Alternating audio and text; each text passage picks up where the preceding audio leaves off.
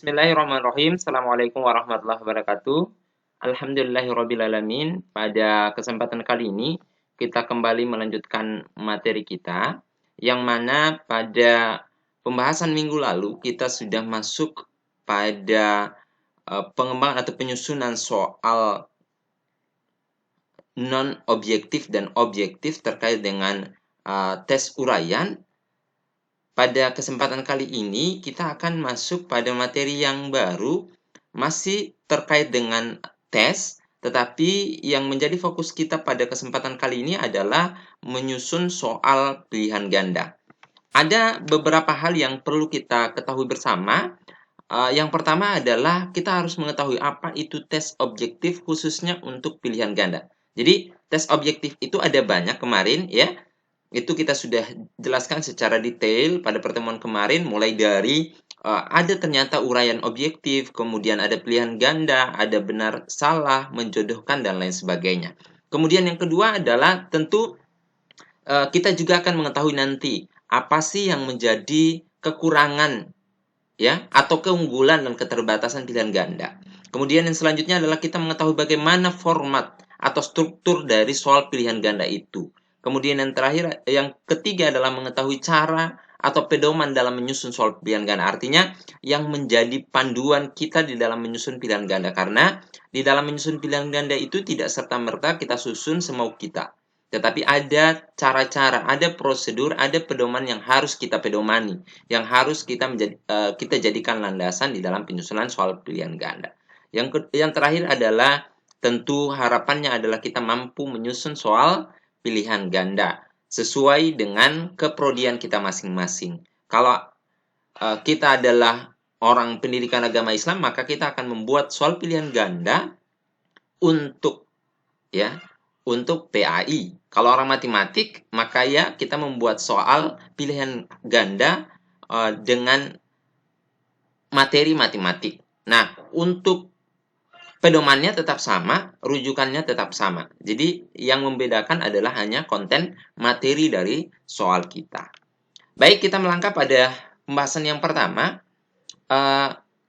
Apa itu tes objektif, khususnya tes pilihan ganda? Tentu tes pilihan ganda ini bukan hal yang awam bagi Anda.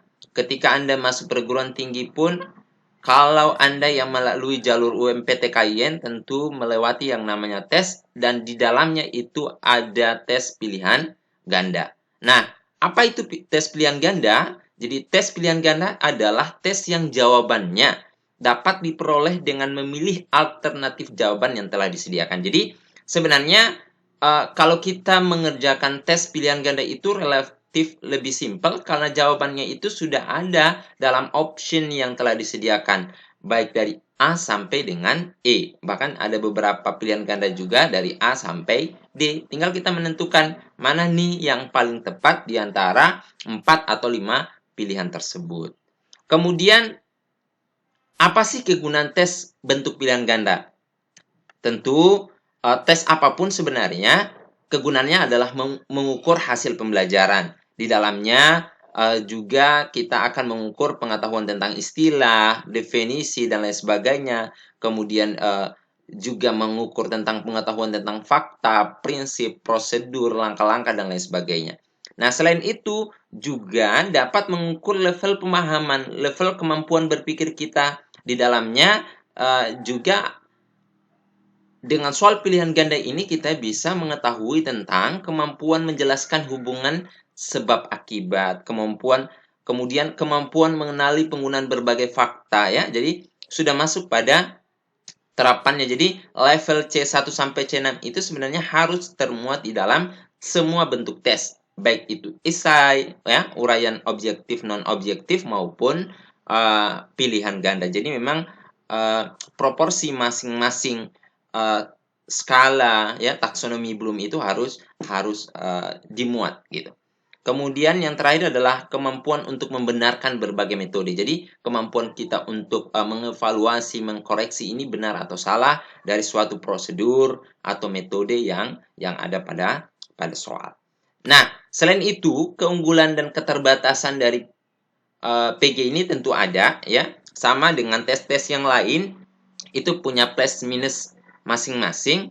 Nah, khusus untuk pilihan ganda itu keunggulannya adalah dapat diskor dengan cepat. Nah, kalau misalkan di uraian Anda itu memang dituntut untuk fokus, kemudian membuat scoringnya harus bagus, apalagi misalkan soal uraian non objektif yang mana subjektivitas pemeriksa jawaban itu sangat menentukan baik tidaknya jawaban atau baik tidaknya skor yang diberikan di jawaban tersebut. Tetapi kalau pilihan ganda itu penskorannya sangat cepat karena memang kunci jawabannya itu hanya A, B, C, D dan E itu saja. Jadi untuk koreksinya ya cukup mudah, tinggal kita buat template kemudian kita tempelkan pada lembar jawaban yang telah disediakan, atau tidak sekarang ya lebih canggih lagi, misalkan menggunakan CBT, menggunakan Google Classroom ya, kemudian menggunakan Google Form, yang mana kalau Google Form itu misalkan Anda setelah selesai menjawab itu bisa langsung keluar skornya. Misalkan kalau benar semua ya dia keluar nilainya 100, kalau salah satu misalkan keluar nilainya 90 dan seterusnya. Jadi scoringnya itu tidak susah. Kemudian selanjutnya adalah dapat mengukur berbagai tingkat kognitif. Jadi harus Anda pahami bahwa banyak orang beranggapan bahwa soal pilihan ganda itu hanya boleh untuk soal-soal yang menengah ke bawah. Artinya soal-soal yang mudah. Tidak bisa dibuat untuk soal-soal yang kompleks, yang susah. Nah, sebenarnya ya, jadi sebenarnya soal pilihan ganda itu bisa mengukur di semua level. Mulai dari rendah sampai pada level yang tinggi. Mulai dari yang low sampai pada yang hot atau yang high. Mulai dari low sampai pada yang high. Hanya yang menjadi catatan adalah pastikan. Jadi pastikan ya, soalnya itu memang mengukur kemampuan berpikir tingkat tinggi, dan opsionalnya juga memang tidak boleh dibuat sembarang. Tetapi memang pengecohnya itu sangat bagus, bahkan bagi orang yang tidak belajar misalkan, atau orang yang tidak mempunyai kemampuan kognitif yang tinggi, itu tidak mampu menyelesaikan, artinya tidak mampu membedakan mana yang salah dan mana yang benar dari pilihan-pilihan tersebut. Nah, keunggulan yang ketiga adalah materi yang bisa disajikan di dalam pilihan ganda itu bisa banyak ya. Bisa banyak karena apa? Untuk menjawabnya kan relatif lebih singkat ya, karena kita sudah sediakan alternatif jawaban. Sehingga banyaknya soal itu bisa lebih bervariatif. Makanya kalau misalkan ada tes-tes CPNS nih, soalnya itu sampai 100 nomor, waktunya hanya 90 menit. Artinya kita menyelesaikan soal pilihan ganda itu kurang dari 1 menit satu soal. Itu dimungkinkan ya, karena memang berbeda dengan soal uraian yang perlu waktu untuk menulis dan lain sebagainya gitu. Dan yang keunggulan yang terakhir adalah dapat digunakan untuk skala besar. Nah, kenapa dapat digunakan untuk skala besar? Karena scoringnya itu cepat. Jadi ini ada korelasi mereka ya, ada hubungan. Karena scoringnya cepat, cara periksanya cepat, maka ini dapat digunakan untuk skala besar. Kemudian waktunya juga tidak membutuhkan waktu yang lama dari setiap untuk setiap soalnya itu tidak membutuhkan waktu yang lama untuk bisa menentukan mana nih yang benar dari beberapa alternatif jawaban yang disediakan. Sehingga jangan heran ketika ujian nasional yang mayoritas digunakan adalah pilihan ganda ya. Karena kenapa? Ketika di scan itu lembar jawabannya atau LJK ya, lembar jawaban komputernya, itu bisa langsung terbaca secara otomatis di komputer karena memang sudah disediakan kunci jawaban, sehingga proses scoringnya itu bisa dilakukan secara cepat, bahkan sampai puluhan ribu. Misalkan CPNS saja. CPNS itu ya, kalau Anda lihat orang mengerjakan soal-soal CPNS misalkan, ya, atau orang yang mengikuti tes CPNS misalkan, itu setelah selesai tes, hasil pekerjaan mereka sudah bisa langsung tampak di layar komputer atau di layar yang ditayangkan di luar ruangan gitu. Saking cepatnya ya proses scoring. Sehingga memang seberapa banyak pun ya responden atau peserta tes sangat mungkin dilakukan ya, dengan pilihan ganda. Nah, tetapi ada keunggulan, pasti ada keterbatasan. Nah, keterbatasannya apa? Yang pertama adalah waktu lama dalam menyusun soal. Karena apa? Kita harus memastikan bahwa soal tersebut harus baik, soal tersebut harus valid, soal tersebut harus reliable, pengecohnya bagus, logis. Peserta tesnya ketika memilih pengecoh itu tidak langsung menebak, tetapi mereka harus berpikir. Karena apa? Pilihan dari A sampai E itu homogen, artinya susah untuk dibedakan mana nih yang benar, mana yang salah.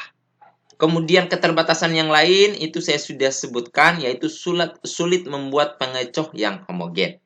Kemudian yang terakhir adalah ada peluang menebak. Mungkin ketika Anda di SMA, bahkan Anda di perguruan tinggi, ada masa di mana ketika Anda mengerjakan soal pilihan ganda, Anda tinggal buang kertas, misalkan Anda tulis A, B, C, D, E, kemudian Anda buang kertas itu, kalau yang terbuka adalah E, maka Anda langsung lingkari yang E. Itulah yang menjadi keterbatasan dari pilihan ganda. Ada peluang kita untuk menebak. Ada peluang kita benar dengan hanya menebak. Tetapi satu hal yang harus kita yakini bahwa keberuntungan itu ya tidak akan pernah terjadi kalau misalkan kita tidak prepare, kita tidak usaha maksimal. Jadi tidak ada tuh misalkan dia lolos ujian nasional, dia lolos UMPTKIN, dia lolos CPNS dengan hanya keberuntungan. Misalkan ketika saya tebak itu ternyata pilihan saya itu benar semua, itu mustahil ya. Itu mustahil. Kalaupun ada mungkin ya 0,9 atau 0,0001% ya. Bahkan kemungkinannya ya mendekati tidak mungkin gitu. Ya. Oke. Itu yang menjadi keterbatasan dari tes pilihan ganda. Nah, hal-hal yang perlu diperhatikan sebelum menyusun tes pilihan ganda. Yang pertama adalah ini, selalu disampaikan. Kita harus memperhatikan kemiripan pengecoh. Pengecohnya itu harus homogen, tidak boleh heterogen. Tidak boleh peserta tes itu bisa secara cepat menebak bahwa oh ini loh yang benar, oh ini loh yang salah dan lain sebagainya. Itu harus dihindari. Kita harus mampu membuat pengecoh-pengecoh atau alternatif jawabannya itu memang mirip sekali gitu. Kemudian yang kedua adalah kita memperhatikan tujuan dasar tes kita.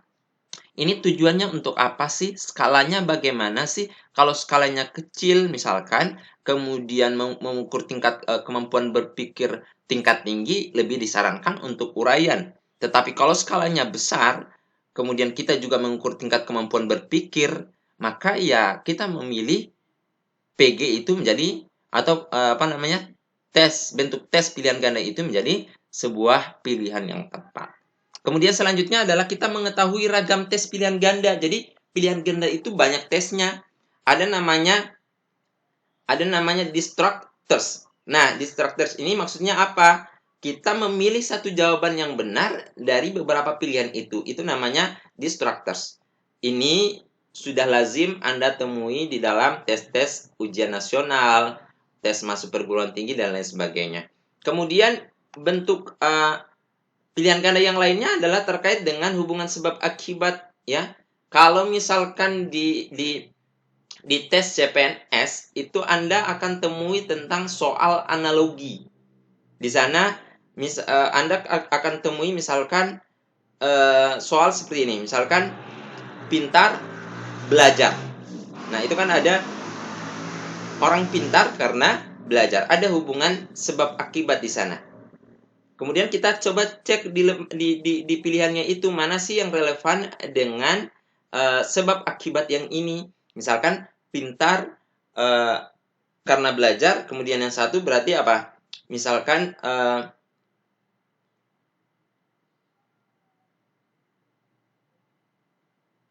yang lain, misalkan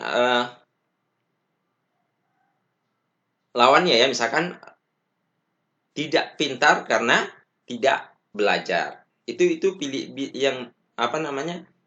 Bisa menjadi pilihan yang benar di option yang telah disediakan. Kemudian varians yang lainnya adalah varians negatif. Artinya varians negatif ini maksudnya apa? Kita memilih jawaban yang salah.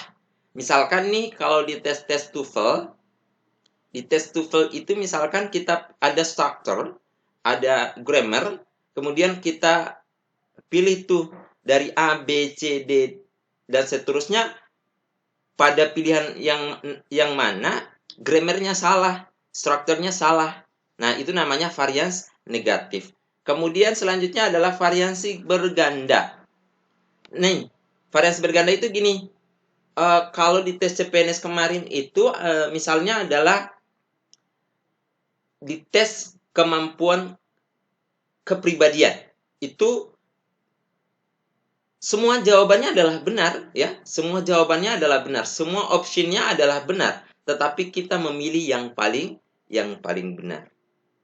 Itu varians yang keempat. Dan varians yang terakhir adalah varians yang tidak lengkap. Tugas kita apa? Melengkapi. Ini juga biasanya yang sangat lazim ya. Yang sangat lazim itu boleh juga di soal-soal ujian nasional boleh ada. Kemudian di soal tes TOEFL itu sangat sering kita temui. Jadi ada nih kita melengkapi kata-kata ya, kita melengkapi kalimat ya. Bahkan sebenarnya di pendidikan agama Islam juga boleh, misalkan ada ayat nih kita kasih kosong kemudian dilengkapi. Itu namanya varians yang tidak lengkap. Pilihannya adalah misalkan potongan ayat yang sesuai dengan ayat tersebut gitu. Itu beberapa varians atau ragam tes pilihan ganda.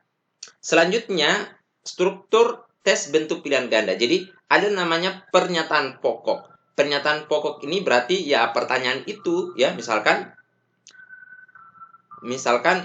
apa yang dimaksud dengan tahara misalkan. Nah, itu pernyataan pokoknya. Kemudian ada apa? Selanjutnya ada pilihan jawabannya, ada pengecoh di sana, dan ada pilihan jawaban yang benar sebagai pilihan jawaban yang benar itu berarti itu dialah pilihan yang harus dipilih oleh peserta yang mengikuti tes gitu. Jadi ada tiga strukturnya. Yang pertama adalah pernyataan pokok. Kemudian yang selanjutnya adalah pilihan jawabannya, di sana mengandung pengecoh. Kemudian yang terakhir adalah pilihan jawaban yang benar atau kunci jawabannya, ya. Jadi pilihan ganda itu harus memuat tiga hal ini.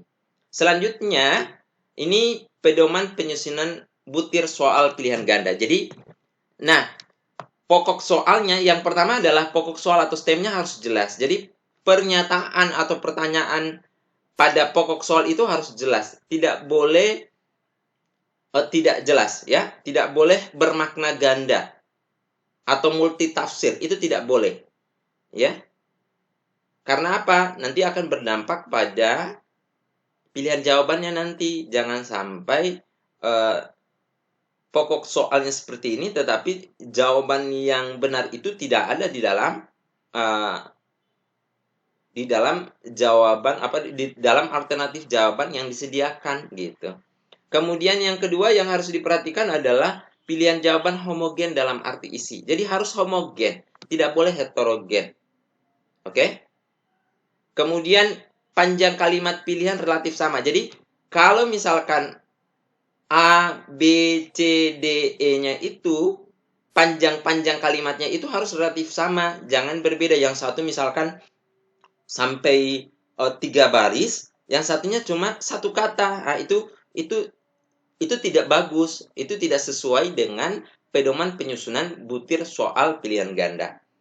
Kemudian yang keempat adalah tidak ada petunjuk jawaban yang benar. Jadi jangan sampai pilihan jawaban yang kita sediakan itu sudah sangat jelas bahwa si anak ini akan memilih pilihan jawaban yang benar karena tadi itu pilihan jawaban yang disediakan itu tidak homogen, ya, dia heterogen. Misalkan ada pertanyaan begini. Ketika Anda lapar misalkan, oh satunya makan, satunya bermain. Nah, ini kan jelas, ini tidak homogen nih. Makan dan bermain itu suatu kegiatan yang berbeda gitu. Kalau orang lapar ya pasti serta merta orang pasti tertuju hanya makan saja gitu. Ini pilihannya menjadi tidak homogen. Nanti juga saya akan tunjukkan contoh soal yang tidak homogen itu. Kemudian selanjutnya, hindari menggunakan pilihan jawaban semua benar atau semua salah gitu. Jadi mungkin Anda juga pernah menjumpai soal-soal atau butir soal pilihan ganda yang pilihan jawabannya itu semua benar atau semua salah. Jadi misalkan gini, A, B, C, D itu ada nih pernyataan-pernyataan, kemudian pas E itu semua benar. Nah, model pilihan jawaban seperti ini harus dihindari, ya. Kalau bisa tidak boleh ada gitu. Ini tidak memenuhi pedoman penyusunan butir soal pilihan ganda. Sama juga dengan misalkan semua salah, itu tidak boleh ada di dalam pilihan.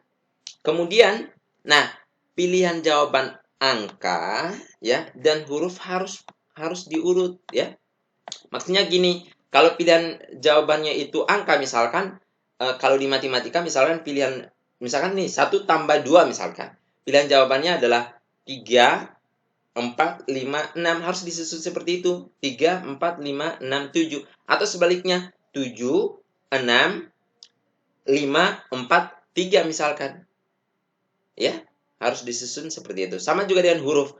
Harus disusun berdasarkan alfa. Ya, huruf-huruf alfabet dari A sampai dengan Z. Atau sebaliknya dari Z sampai dengan A. Intinya harus tersusun. Baik dari terkecil sampai ke terbesar, atau dari yang terbesar ke yang terkecil. Kemudian yang ketujuh apa? Pilihan jawabannya harus logis. Ya, jangan sembarang diambil. Bahkan sebenarnya dari pilihan-pilihan jawaban itu kita sudah bisa menebak ketika si siswa kita misalkan atau peserta didik kita memilih pilihan jawaban yang A itu misalkan nih ada soal misalkan pilihannya itu dari A sampai E, jawaban yang benar itu di B misalkan. Nah, sementara si A ini memilih A, kita bisa mengidentifikasi kalau si A ini memilih A berarti ada masalah di sini nih. Konsep ini tidak dipahami. Jadi proses menyusun alternatif jawabannya itu memang tidak serta-merta kita ambil, tetapi kita harus tahu, oh, ketika si anak ini memilih A, maka berarti dia tidak memahami ini. Ketika si anak ini memilih C, misalkan berarti si anak ini tidak bisa membedakan antara ini dan ini. Itu sudah harus kita konsep di dalam penyusunan alternatif jawaban. Makanya kenapa di batasan atau di kelemahan dari pilihan ganda itu adalah lamanya kita menyusun soal tesnya, kemudian susahnya kita memilih alternatif jawaban yang logis dan homogen itu. Kemudian selanjutnya adalah kita menghindari menggunakan kalimat negatif. Ini kita harus hindari. Kalimat negatif itu misalkan seperti ini. Yang tidak termaksud kandungan surat atau surah sekian misalkan. Nah, itu harus kita hindari. Kalaupun terpaksa harus kita masukkan, maka caranya harus kita bold atau kita miringkan atau kita garis bawahi supaya takutnya begini, takutnya si anak itu membacanya cepat, jadi bukan lagi dia baca yang tidak termasuk, tetapi yang dia baca adalah yang termasuk kandungan ayat misalkan gitu. Makanya memang kalimat-kalimat negatif itu kita harus hindari. Kemudian kalaupun ada misalkan tidak ya yang tidak termasuk, maka kata tidaknya itu kita harus bold. Kita harus miringkan atau kita harus huruf besarkan semua dan lain sebagainya supaya ada highlight di sana ya, ada pembeda dengan kalimat-kalimat yang lain. Contoh soal yang sering Anda jumpai misalkan juga yang termaksud bla bla bla bla kecuali. Nah, ini kan kalimat negatif. Kecualinya itu coba Anda lihat nih. Kalau soal-soal ujian nasional maka kecualinya itu pasti di bold ya, di highlight. Entah dia di garis bawah, dimiringkan dan lain sebagainya gitu. Kemudian yang 9 adalah kalimat yang digunakan harus sesuai dengan kemampuan peserta didik.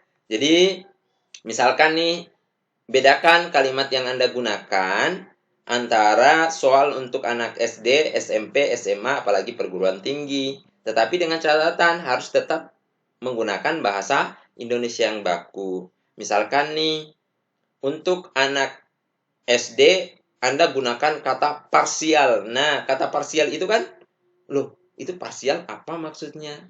Kalau di perguruan tinggi boleh saja Anda menggunakan kata parsial gitu.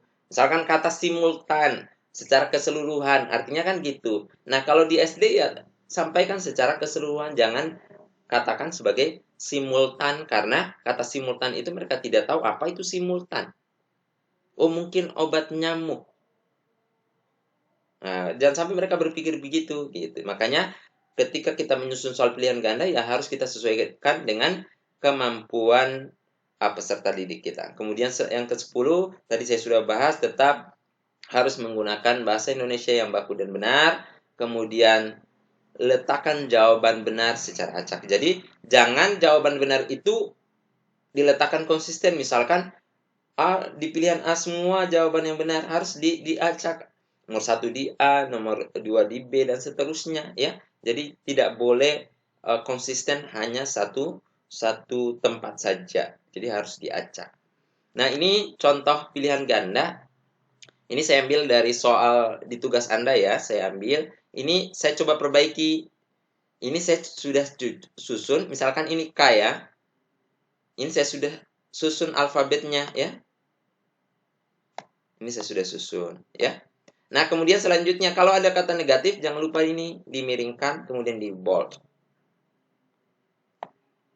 Nah, kemudian ini juga pilihannya itu harus homogen. Ini nih sudah homogen ya.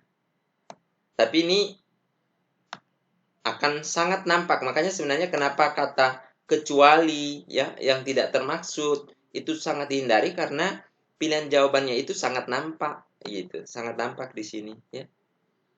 Otomatis kan ya berikut ini yang perlu diperhatikan sebelum sholat. Bermain. Nah, kan nggak mungkin gitu. Makanya sangat dihindari. Oke. Nah, sekarang ini instrumen telah tes pilihan ganda. Jadi ada 16 yang harus Anda perhatikan ketika menyusun pilihan ganda. Jadi ini menjadi tugas Anda. Anda buat soal tes pilihan ganda untuk materi sesuai dengan prodi Anda tentunya ya. Sebanyak 10 nomor, levelnya itu 12 nomor lah. 12 nomor dari C1 sampai dengan C6. Ingat, pilihan ganda. Kemudian nanti minta teman Anda yang akan meng-cross-check dengan men-checklist ini. Jadi Anda print juga ini, ya. Kemudian minta teman Anda men-checklist ini. Yang pertama pertanyaannya, apakah tipe dari item ini merupakan yang paling tepat untuk digunakan? Gitu. Misalkan soal nomor 1 itu sudah tepat tidak digunakan untuk indikator itu misalkan, ya. Kemudian yang kedua misalkan setiap bukti menyajikan masalah yang bermakna. Itu nanti teman Anda yang cross check ya. Ini apakah bukti pertanyaan-pertanyaan dinyatakan dalam bentuk positif jika mungkin. Nah, kalau dia negatif maka ini dia harus diperhatikan ya. Dengan huruf besar atau tadi di bold atau tadi dimiringkan dan lain sebagainya. Kemudian apa lagi? Apakah alternatif secara struktur bahasa konsisten, ya? Kemudian eh, alternatif jawabannya singkat dan bebas dari kata-kata yang tidak penting. Kemudian harus mirip, ya. Nah, kemudian ada jawaban yang benar. Jangan sampai pilihannya itu ternyata pilihan yang salah semua, tidak ada yang benar. Artinya berarti tidak ada poin di situ dong, ya. Makanya harus diperhatikan pasti ada jawaban yang benar gitu. Kemudian harus masuk akal, ya. Kemudian harus masuk akal untuk siswa yang berprestasi rendah. Jadi rujukan kita memang siswa yang punya kemampuan pada level lows, ya. Jangan ambil yang high gitu. Kemudian ada petunjuknya, kemudian diurutkan secara alfabet, kemudian diurutkan secara numerik, kemudian hindari ini tidak ada di atas, semua yang di atas. Nah, ini hindari nih kata-kata seperti ini. Kemudian dan seterusnya, ya. Apakah butir-butir disisihkan untuk sementara waktu sebelum menuju kembali? Nah, ini nanti minta teman Anda yang melakukan koreksi itu, gitu, ya.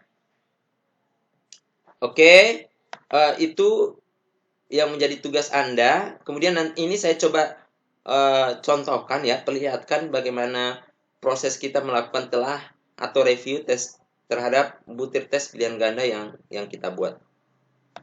Oke, saya coba ini matematika, ya. Ini sebenarnya contoh soal matematik.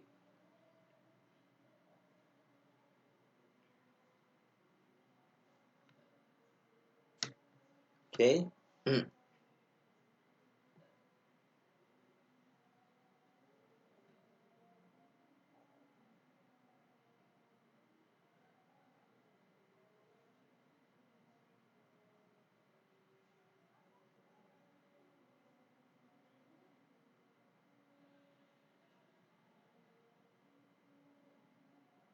Nah, ini jadi ini review butir pilihan gandanya, ya. Kita sediakan seperti ini. Nah, ini misalkan kompetensi dasar, indikator capaian KD-nya, nomor soalnya, dan seterusnya. Nah, ini ada nomor soal, ada indikator, kemudian soalnya. Kemudian teman Anda nanti akan menceklis, ya, dari 1 sampai 16 ini gitu. Misalkan nih, ini ada yang tidak terchecklist, misalkan nomor 13. Kenapa? Nomor 13 dan nomor 8 misalkan. Ini tidak terchecklist gitu. Kemudian ini lagi nomor 13 tidak terchecklist. Ini saya sudah perbaiki. Kenapa tidak terchecklist? Ini urutan angkanya itu di sini 5, kemudian di sini 6, di sini 5, di sini 6. Harusnya diurut 5, 5, 6, 6 gitu, ya. Dan seterusnya itu contoh cara kita mereview